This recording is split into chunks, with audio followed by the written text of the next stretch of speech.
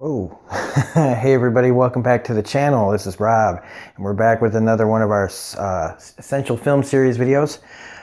So today we are going to be doing 1992's Sneakers, one of my all-time favorite movies. I always keep saying this, all-time favorites.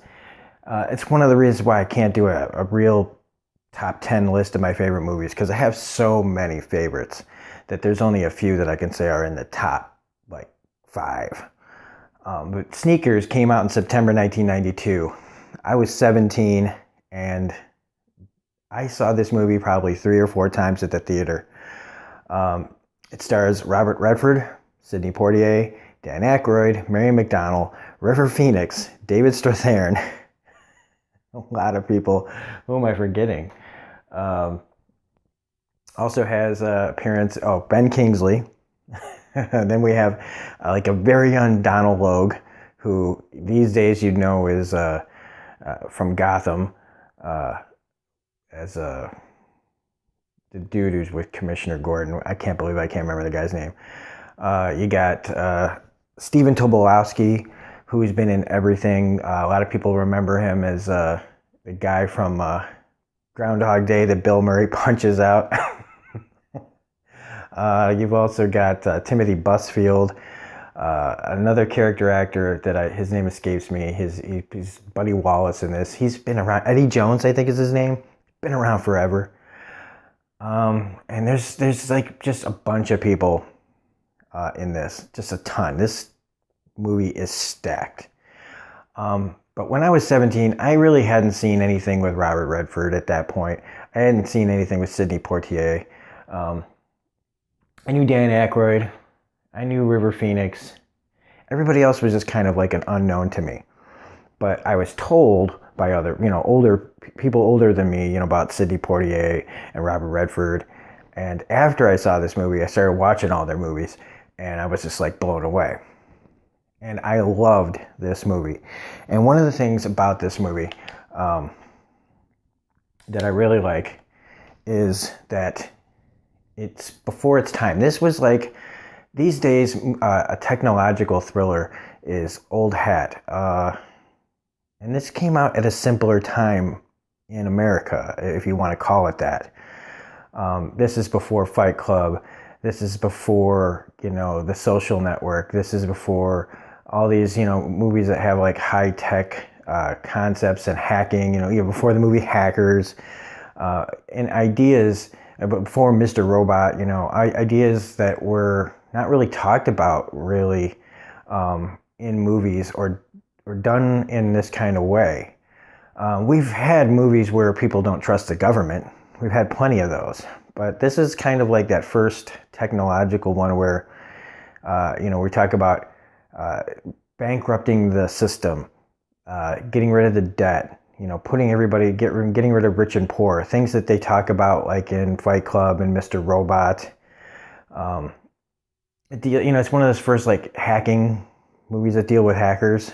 And it doesn't do it in like a stupid way. But it is a movie of its time. And so, yes, it's like, these days, things that they talk about in this movie are like, oh, that's just, we can do that. Like in movies now, if they come against an electronic keypad, they just got people to like break through it right away, because this is an old thing. But when this came out, these were all new things for people, and people hadn't seen this stuff before.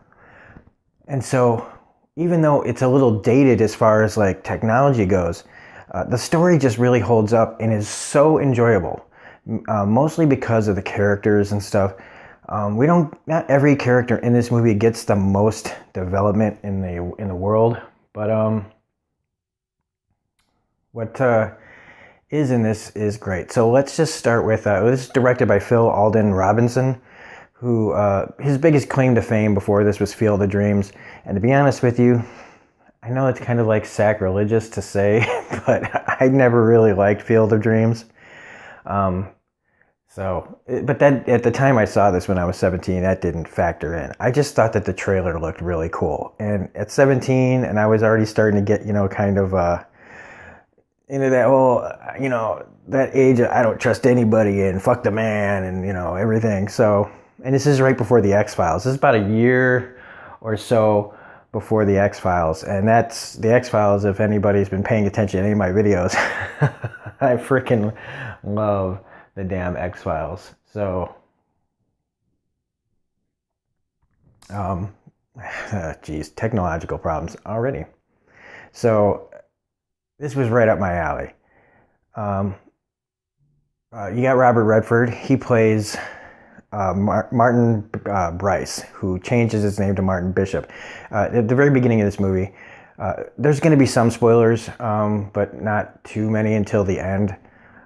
So him and his friend Cosmo at the very beginning of this movie, it's like 1969, they're doing some very okay, I had to take some brain logic here because they're working on a computer. And it was 1969, okay, I wasn't born yet, so I don't know what kind of computers they had, but they're doing some hacking at a university. And what ends up happening is that Martin walks away to go get food. They make a deal, and the loser has to go get food. So Martin gets to leave, and Cosmo stays behind, and the cops show up, and he gets taken away, and Martin doesn't. And so this is where we skip ahead to the future now. It's been 20-some years. And Martin is now running this security agency for places like banks and things to hire these guys to make sure that their places can't be broken into. And so we see them at a bank trying to expose the problems with their security. One of the things I noticed about this is that this should be a good paying job. I would think this would be a good paying job, but apparently it's not. There's just a line of dialogue that kind of leads you to believe that they're not doing well, that this isn't something that people want, and maybe they're saying that maybe people still aren't as cynical or in need of this kind of service. Maybe this is also ahead of its time. But these guys show up that say they're from the NSA, and this is another thing. Okay, so this is pre 9/11 and all that. So again, they're they're talking about how they don't listen in on Americans and things like that, and it's just kind of oh wow, I remember there used to be a time when the government claimed it wasn't spying on its own people, and we believed them. Kind of situation. And that's one of the great things about this movie is it's not cynical. We can today everything is just so filled with cynicism, and I'm a cynical guy. I really am. I don't have a lot of faith and trust in government stuff most of the time. And so this movie shouldn't be up my alley anymore, but I find myself still liking it and remembering a time where even though I, didn't really believe in much, and I still don't. Pardon me. It takes me back to a time when I was a little more easygoing in my thoughts and a little less untrustworthy, or more trustworthy, I should say, I'm sorry, of things. This is kind of before that time in my life where I just started to go, oh, fuck this, these guys are lying to us.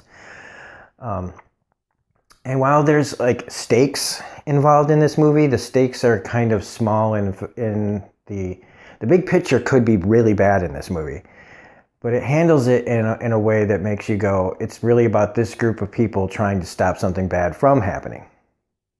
And so they in this thing, they're looking for this box that's they can break codes. And a lot of the interesting parts about this is watching them work with their technology and this group of guys who have different skills trying to find this box. And in the first part of this movie, it's pretty lighthearted.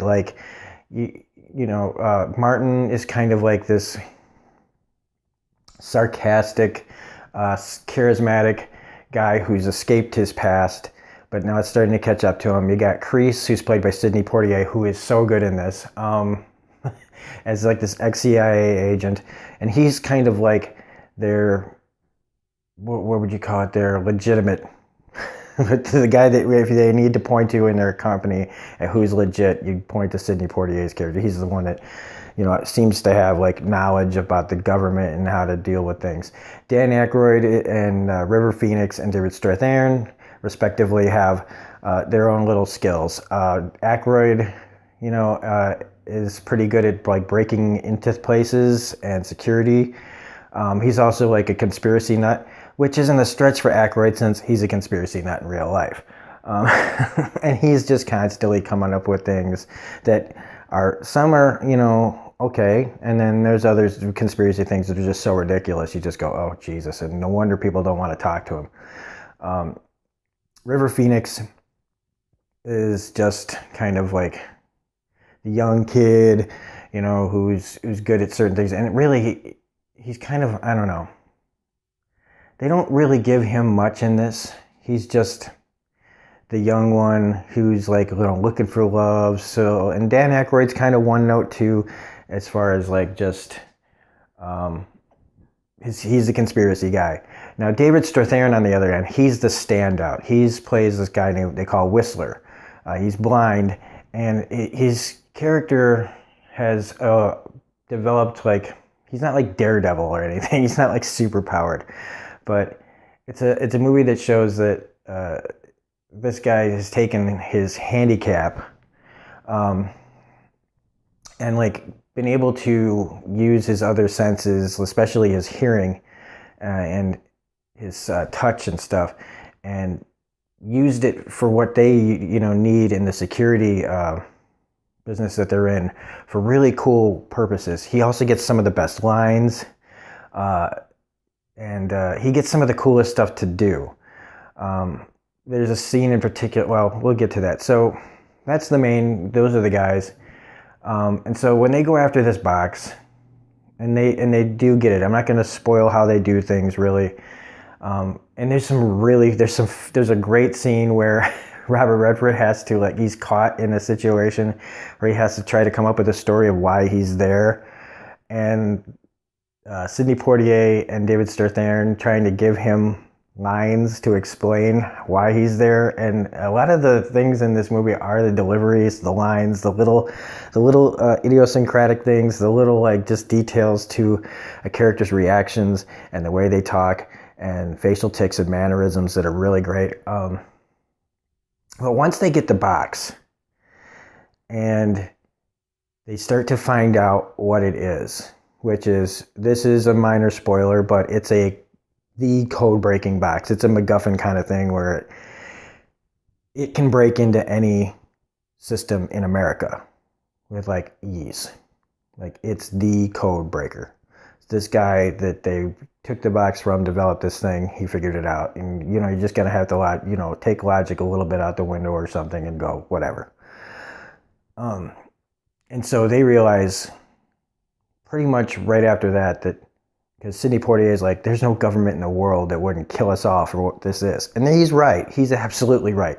And the only problem with that is, why are they still alive? Because anybody that would hire them for this thing would probably kill them as soon as they got it. That's the realistic thing. Like, I don't think any government would let these people live knowing what they know.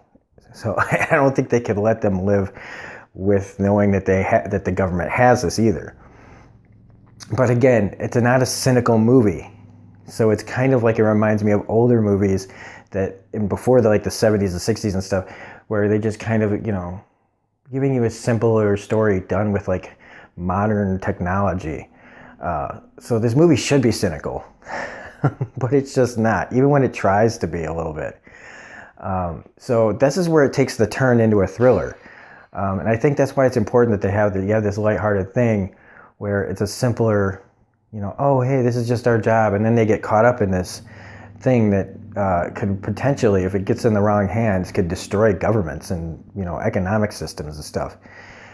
And so they end up getting the box taken from them, and it becomes their search to get it back before anybody can do any serious damage. Because what we find out, and here's some more minor spoilers, is that Ben Kingsley plays the grown-up version of Cosmo, the guy who was arrested in the beginning of the movie instead of or with Robert Redford's Bryce character. And so he plans on using this thing to, do all the things that they were going to do when they were younger. And there's some really great, dialogue and stuff that just makes me remember when this first came out, and like how simpler things were. And talking about things that are, again, now done all the time, like in Fight Club and Mr. Robot, stuff like that. But Robert Redford basically realizes that his friend's gone kind of nuts. And so it becomes his mission to find the place, because they knocked him out. He didn't know how he got there. And it's them trying to figure out where Robert Redford went. And then once they figure that out, how to get into the place to get the thing back from Ben Kingsley.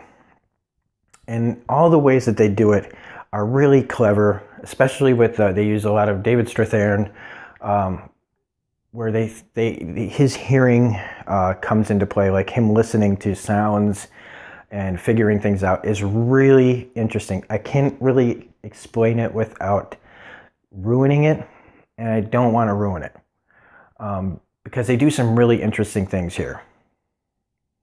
And by the end of the movie, it has this like satisfying ending. And in the third, like the last like scene, really, it does get silly. It does have this kind of Hollywood ending where the heroes, start asking for things like, they can have whatever they want kind of situations. Like they have the bargaining chip. And so if you've watched this, like I said, spoilers, but hopefully you'll see this movie. If you haven't seen this movie, hopefully you'll want to see it again. But like in the end, they all get like to pick something that they want, and it's all silly. But again, it goes to that whole this is like the last hurrah of like non-cynical government type movies, where you just kind of go, yeah, that's fine. It's a sweet little ending. In the end, these characters aren't, hardcore, just anti-government people. And so it's just satisfying and sweet. And one of the things that I still find interesting, and I was thinking about that while I was watching this, is the relationship between Ben Kingsley, his Cosmo character, and Robert Redford's Martin Bishop. They remind me of the heroes and villains of comics a lot. Whoa. I don't know what happened there. But anyway, let's just go back to this, if we can. All right. Boom, boom, boom, boom, boom. I love it how this thing lets me lose my train of thought. So, it kind of is like the superhero, supervillain situation where two close friends are in a situation where one ends up, losing everything, and the other one kind of gets away, and how that affects them later on. Where the one guy, he's not been touched by anything, and the other one would have been fine, but he becomes the villain. And even in the end, though, the villain doesn't do the villainous thing. Like, you don't have to have him. He doesn't have to die. In most movies, you would kill the villain character in these situations, or he would get himself killed. And I like the way they handle the hero-villain situation in the end of this movie. So anyway, yeah, I had a choice between this. I was giving myself a choice between this and another movie, and the other movie I was going to pick was just kind of depressing. It's really good, but it's really depressing. And so I went, it's Sunday morning. Let's not watch something depressing. Let's watch something that you remember from when you were 17. So it's like, good God, this movie is like 27 years old, I think. Like 92, so like 12. And it's like 26 years old. Holy shitballs. So yeah, this movie you have to see. Even if you end up not liking it, I just find it very enjoyable. Like I said, not all the characters get the best character development, but it's just a sweet movie that comes from a simpler time before everything got so complicated. So anyway, that's it. This was Sneakers. I really like it. I hope you do too. So if you like this video, please hit the like button, comment, share, subscribe, hit the bell for all notifications on my videos. And that's about it. So this is Robert Smirking on Review saying we will see you on the next video, and have a great Sunday. Bye.